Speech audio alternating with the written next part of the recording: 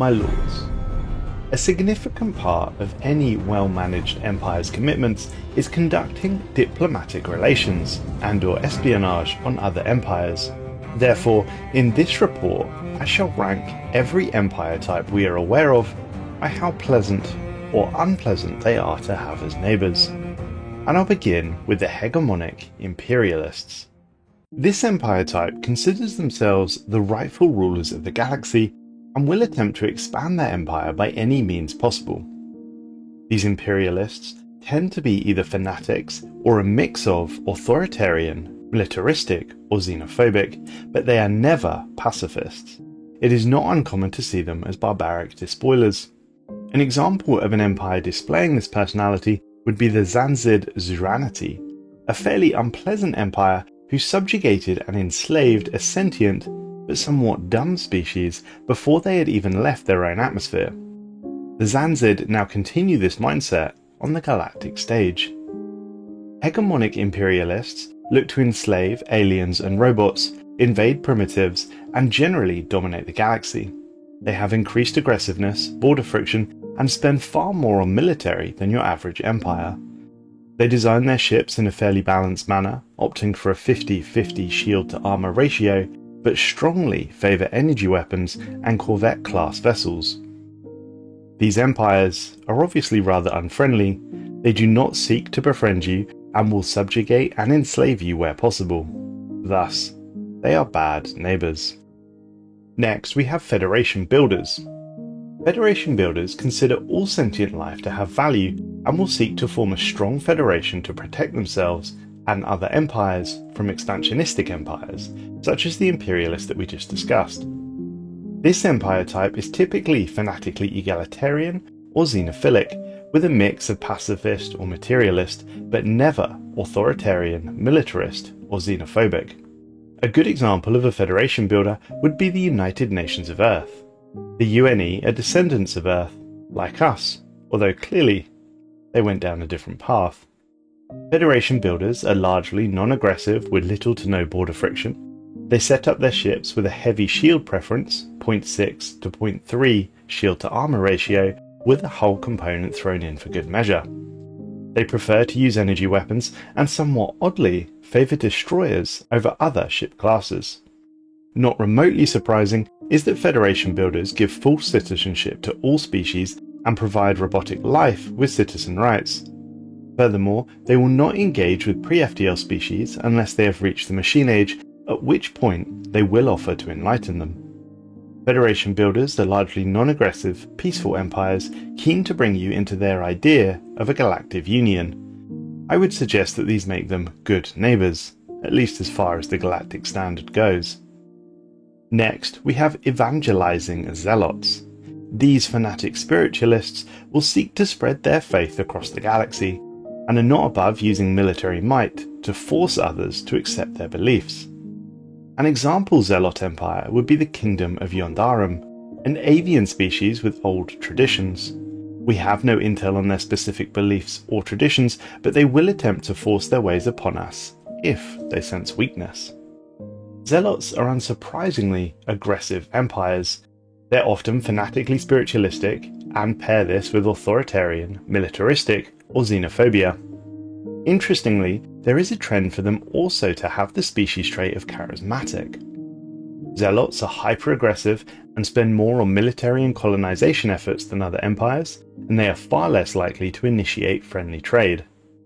Zealots will enslave non-citizen species, purge robotic life, and invade any and all pre-FTL species, all with the goal of forcing their faith upon the galaxy. Zealots tend to favour cruisers with kinetic weapon preference and favour armour over shields. Are the Zealots good neighbours? Well, no. Spiritualists, in my experience, often make poor neighbours as it is, but trying to push their cult-like faith upon you, refusing to believe in science, and spending far too much energy in attempting to commune the shroud? It really doesn't add up to a good neighbour, and what's worse, Zealots won't take no for an answer. They certainly are not nice neighbours. Moving on to more spiritualists, although at least these ones are more outwardly pleasant, the spiritual seekers. They believe that all life is connected through some higher power that can be understood through its creations. They will seek peaceful cooperation with other empires in the hopes of studying their connection to the divine.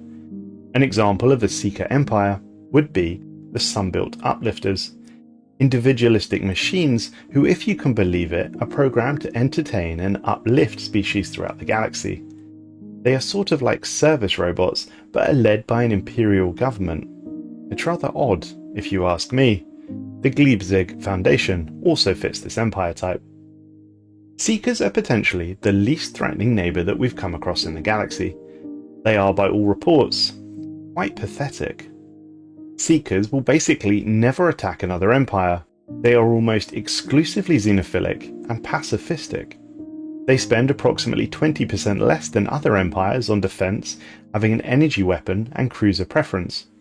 Seekers will provide citizenship to other aliens, but they will enslave robots rather than purging them. Lastly, they appear to be extremely adaptive, although we're not quite sure why. This is a running theme for spiritual Seeker empires. Nevertheless, it does appear to be the case. But the question is, do Seekers make good neighbours? Absolutely. They will almost never act in an aggressive manner, they're willing to trade, and are often great targets for vassalization. Thus, they make fantastic neighbours. Now we move on to the erudite explorers. Erudite explorers value exploration and discovery above all other things. They will trade knowledge, but are prepared to take it by force if necessary. An example of this empire type would be the Vore technocracy. Erudite explorers are always materialists, but never militaristic, xenophobic, or pacifistic. They are non-aggressive and highly unlikely to declare war upon you. They strongly favour shields over armour at a 0.7 to 0.3 ratio. They prefer energy weapons and have a preference for destroyers. They are happy to allow citizen rights to all species and will provide robots the same levels of living standards as organics. They are, by all accounts, quite pleasant neighbours, happy to trade and very unlikely to attack you. Research agreements with this empire type will also be very handy, as they are likely further along the technological path than you are. Now we address the honour-bound warriors. They value honour and martial prowess against all else. They seek worthy foes and have little to no respect for weaklings and pacifists. An example of an honour-bound warrior would be the Kel Azan Republic.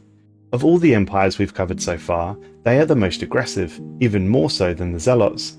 Honour-bound warriors spend 20% more on their military than regular empires. They are exclusively fanatically materialistic and despise pacifism. The warriors heavily favour battleships with a strikecraft setup over other vessels and will equip them with an equal ratio of shield and armour, with hull modules as a boost, making for a very well balanced fleet. I think it's interesting to note that the warriors are not inherently xenophobic and are quite often xenophilic. They offer species rights to any alien wishing to join them, and they are indifferent to robots. It would appear at first glance that anyone of sufficient honour can join them in their crusades. Nevertheless, beware this empire type. They will attack you, even if they are weaker, and not because they want to spread some sort of spiritualistic message, but because they simply enjoy it. They are dangerous indeed. Next, we have the Democratic Crusaders. Democratic Crusaders believe it is their moral imperative to spread their democratic way of life. They tend to get along well with other democracies, but are more than willing to use military force to liberate the population of less democratic empires. Crusaders are an interesting personality type indeed. On one hand, bordering them rarely offers any difficulties, as they are quite amicable, as long as you're a democratic government type. If, however, you operate an oligarchy or an autocratic government type, well, prepare for war. Even worse, if they border machine empires who operate as servitors or assimilators, there will definitely be war. Crusaders are often egalitarian militarists, but never xenophobic. They will attempt to provide democracy to the galaxy, providing all alien species with full citizenship wherever possible. The Crusaders tend to build their ships slightly favouring armour over shields. They also have a battleship preference, but this time with a trend towards kinetic weapons. Crusaders, if you're democratic, make for fantastic neighbours. Anything else, however, I'd be ready for a war, and since we, the Commonwealth, operate a dictatorial government type, well, they're going to go in the bad neighbour pile. Now we move on to the migratory flock. This empire type seeks to spread their species peacefully and are willing to migrate into the worlds of other empires where permitted. They are generally pacifists and xenophiles, devoted to peaceful expansion, migration and coexistence. These empires tend to view the stars as territory not to be conquered, but as open skies under which all species should be free to roam. Think of a galactic nomad, so to speak. They are intensely devoted to the rights of all sentient life. Flocks are quite possibly the galaxy's friendliest neighbours, at least to those who don't bring war to their doorstep. If you're running a xenophobic or militarist regime, expect strained relations. But if you're running an egalitarian democracy or another peaceful ethos, you may find the flock among your strongest allies. The migratory flocks are always xenophilic and pacifistic, but sometimes with spiritualistic leanings. These empires are strongly inclined to provide full citizenship to aliens, promote open borders, and avoid any form of purging or forced labour. They want everyone to thrive under preferably one big, peaceful umbrella. Because of this, migratory flocks will almost never declare war upon you, they are more willing than others to trade where possible, and thus they make for fantastic neighbours. I would say that they are among the best neighbours to have throughout the galaxy. Now on to the Harmonious Collective. These are authoritarian societies where citizens are devoted to the state, without coercion. They are usually friendly towards others, so long as they do not meddle in their own internal affairs. Collectives are always authoritarian, often pacifistic or xenophilic. They seek neither conquest nor consumption, but harmony within itself. An example of a collective could be something like a fungal neural network, spreading slowly across the planet, more curious than cruel. Harmonious collectives are relatively safe neighbours, provided you leave them alone. They rarely initiate conflict unless provoked, and even then, war seems to be a last resort.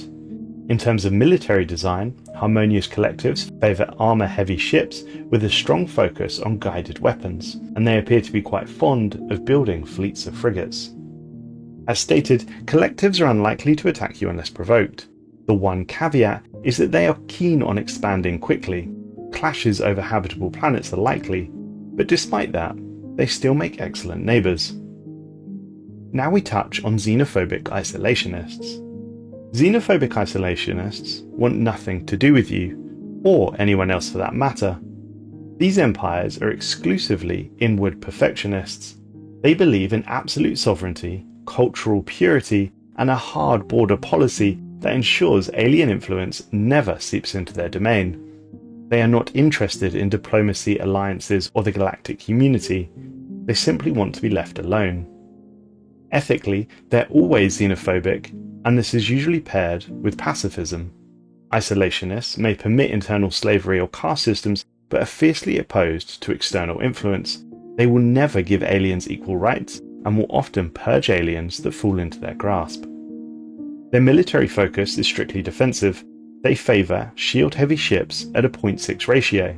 They are also keen on guided weapons and frigates, like the collective we just discussed. Expect their defensive stations to be bristling with weapons platforms. They are a tough nut for any invader to crack. As neighbours, I would suggest that they're a mixed bag. The isolationists won't declare war on you without reason, but they won't tolerate you settling near their borders or entering their space. Treaties with them are impossible. Migration is never going to happen. Push too far, and you will definitely trigger a violent paranoid response. I'm somewhat torn on where to place the isolationists. If left alone, they'll be perfectly happy. So I am edging towards good neighbours, as they are unlikely to attack you unless provoked. But let me know what you think. And remember, if you're enjoying this, please consider subscribing. The next empire type to discuss is the Decadent Hierarchy.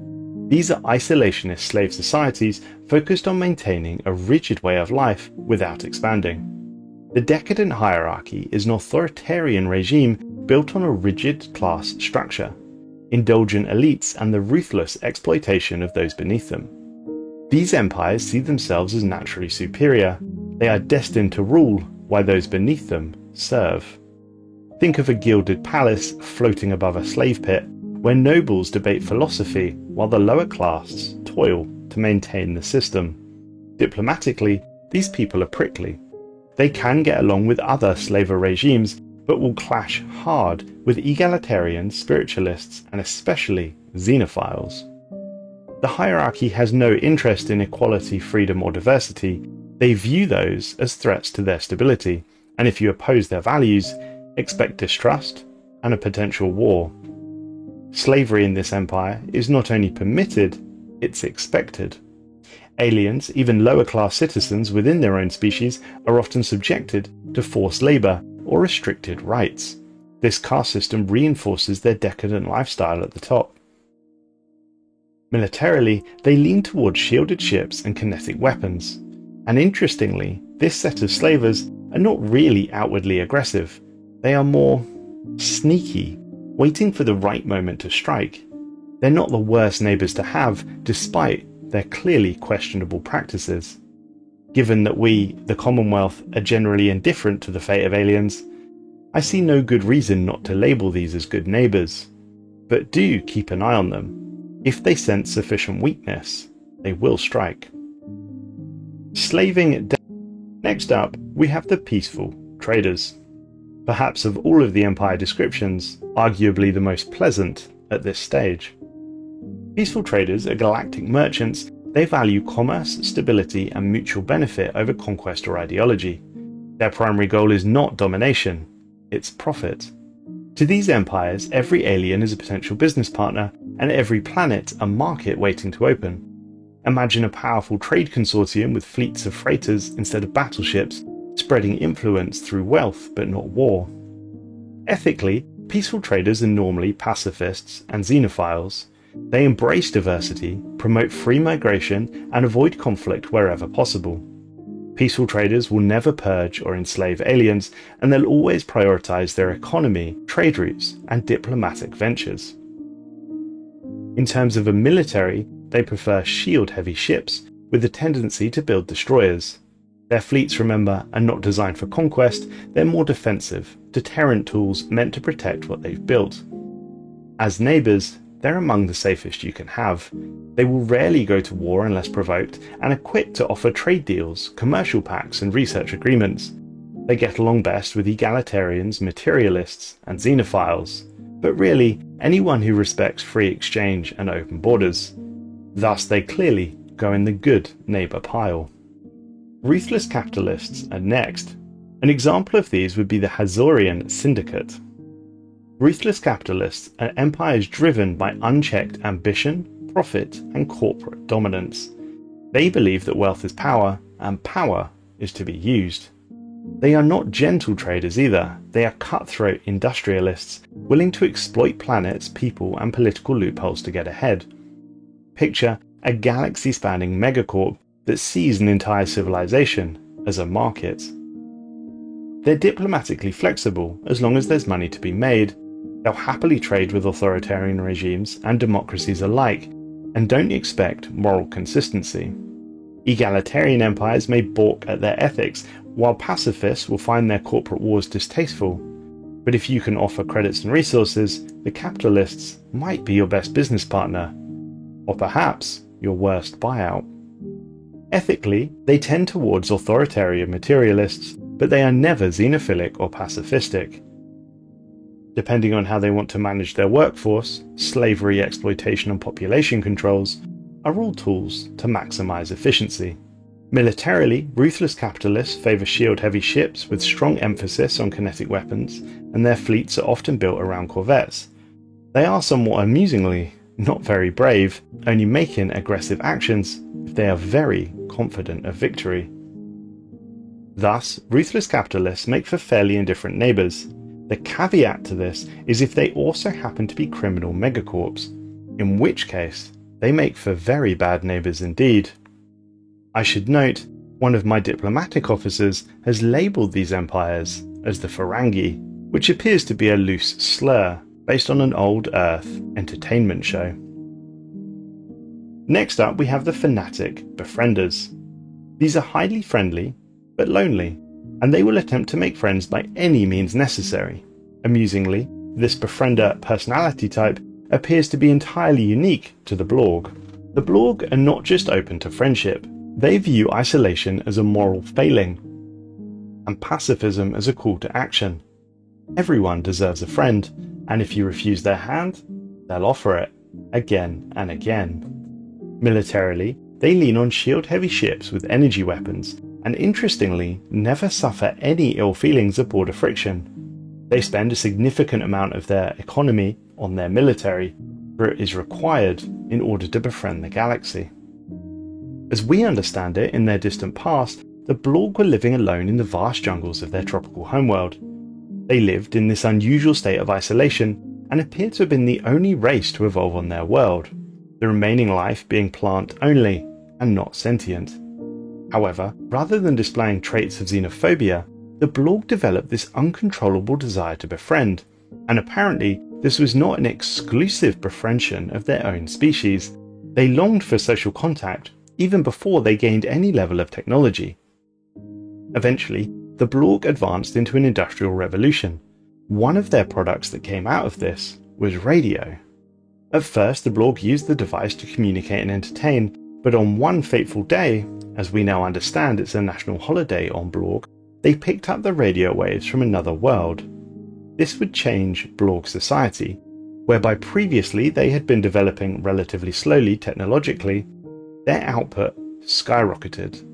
We understand that this is largely due to a military coup that occurred on their world. Their ranking military officers seized control of their government in order to drive this technological push. They had to reach the stars and befriend the people whose radio signals they had picked up. This military coup, coupled with the radio transmissions of newfound hope and friendship, would drive the Blorg into the stars. Led by their well-established military and distinguished admiralty, the Blorg found much success in conflict. They were able to claim a large region of space and vassalize several smaller empires. Interestingly though, despite vassalizing, they would never enslave these species, just force migration treaties upon them, forced friendship, if you will. And my lords, as you will be aware, the Blorg were the first race we ever met in the stars. The contact wars lasted decades until we finally agreed peace. We hold our borders now, they are still probed by Blorg vessels attempting to break into our systems. Are they good neighbours? Well, I guess so nowadays, though they continue to flood us with embassy requests, migration treaties, and guarantees of independence. Our envoys barely hold them at bay. I should note, however, the longer we continue to try and bat them away, we suspect they will eventually attempt to force us into a closer friendship, sooner or later. I have 3 organic personalities left to discuss, and all are vastly unpleasant indeed. First, we have the fanatic purifiers. An example of this empire would be the Chosen. Fanatic purifiers do not wish to rule the galaxy. They wish to cleanse it. These empires view other forms of sentient life as abominations to be eradicated, and I think it's important to note they don't just hate alien life, they're disgusted by it. Diplomacy is non-existent. There are no treaties, no pacts, no truces, only targets. Ethically, they are, of course, always fanatically xenophobic, and this is usually paired with militaristic or spiritualistic ethics. Aliens are never enslaved or integrated, they are simply purged on sight. Their ships are built for total war, they slightly favour shields and kinetic weapons, are obviously highly aggressive, and spend a considerable amount of their economy on their military. Remember, to them, their offensive output equals survival. As neighbours, they are probably the single most dangerous entity you can border. They will declare war the moment they can, and they will not stop until you are wiped from the stars. The only way to survive them is to be stronger, or to preemptively strike first. Appeasement does not exist in their worldview. They are one of the worst neighbours you can have. The Crisis Aspirant is next. These would-be harbingers of galactic doom think or believe that they are backed by some sort of mysterious power. And maybe they are. These are the empires that have chosen to ascend towards galactic annihilation, deliberately positioning themselves to become a galactic threat. They are the nemesis, so to speak. I have no specific examples of empires displaying this personality type, but it isn't uncommon for genocidal empires to shift into this as their rampage continues. As neighbours, Crassus aspirants may seem initially normal at first, because initially they may even trade, talk or cooperate with you, but once their ascension begins, everything will change. Borders will close, fleets will multiply, and when the first Star Eater comes online, you know you're in trouble. From that moment on, everyone becomes the enemy. Their ideology isn't domination, it's extinction. Clearly, they make for some of the worst neighbours imaginable. The final organic personality to discuss is the Metalheads. This is a very odd one indeed, and I could find very little in the way of detailed information about it. It appears that it is extremely specific to an empire who has the materialist, militarist, and xenophobic ethics alongside the species traits of industrious and strong. Bizarre indeed. As neighbours, they are an immediate and existential threat. The moment they make contact with an organic empire, they declare war. Always. Peace treaties are not possible, and coexistence is simply off the table. These are also horrendous neighbours. There are 4 hive mind personalities to discuss and 4 machine intelligent personalities to discuss. We'll briefly cover the hives and then finish with the machines. Hives in general are much of a muchness. They concern themselves with the propagation of their species above all else. So long as they have room to expand, there is very little to fear from them. But if boxed in, they will think nothing of seizing worlds and slaughtering their native populations. All hives are largely the same. The regular and the somewhat more amicable cooperative multitude have the ability to at least be somewhat pleasant. However, they are highly aggressive, and as stated, if they can no longer expand, their aggression increases tenfold. Both make for poor neighbours. Far worse, however, are the devouring swarms and rampant wilderness types. Both of these are genocidal and will stop at nothing to consume. They are not amenable to any form of diplomacy and make for the worst neighbours. Robotic life appears to fall into 4 distinct categories as well. I think personally, like the hives, none of them really make for pleasant neighbours at all. The basic machine intelligence will enslave or purge organic life, is more aggressive than regular organics, and has higher border friction and places more value on strong military. Their defense spending focus is on energy weapons and battleships. Robotic servitors are in theory more amicable, except they will force pampering upon organics, removing any and all aspects of self-worth and control. Assimilators are worse, forcing their soulless cybernetics upon you, changing you into a cybernetic machine, and then to finish with the worst of all of them, the exterminators. The exterminators are machine intelligences who view all sapient life forms to be an intolerable threat to the galaxy. Though they may cooperate with other machines, exterminators are highly unlikely to interact with organic empires in any capacity beyond attempting their annihilation. None of these make for pleasant empires at all. I shall finish with a note regarding a rumour: the despicable neutrals. What makes a species turn neutral? Lust for gold? Power? Or were they just born with a heart full of neutrality? We've heard rumours they exist, but have yet to experience this neutrality for ourselves. The thought, however, is disturbing indeed.